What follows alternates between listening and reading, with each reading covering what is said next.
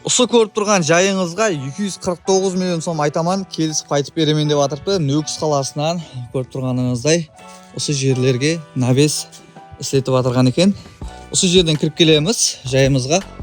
Екінші этаждан болады бұл жайымыздың. Көріп тұрғаныңыздай осындай күрляктан бастырылған, жақсы ағаштан бастырылған екен. Кіріп келеміз. Бұл жерден есік түседі. Әмде екінші этажға осы жерден көтерілсеңіз болады екен. Үйімізге, яғни үйдің пикарғы бөлмелеріне осы жерден кіреміз. Оң тарапке өтетұғын болсақ, осындай бір бөлмесі болады. Көріп тұрғаныңыздай ремонтқа тайын тұрған екен, осындай натяжный потолоклар істетілген. Бұл тарапқа өтетұғын болсақ, бұл тарапте де және бір бөлмесі бар, яғни жатақхана бөлмесі болады екен.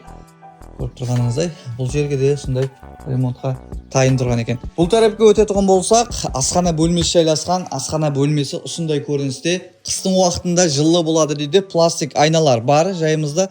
Және де осындай радиаторға ітібар беретін болсақ, радиаторлар осындай шугуннан қойылған екен. 20 айдан үлкен болады, 8 сотик.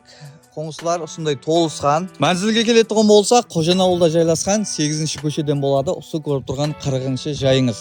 Асфальтқа ұзақ емес, жақын. Осы жерде 75-ші маршруттар жүріп тұрыпты. Осы жайымызды 249 миллион сом келісім вақада алып үлгерін.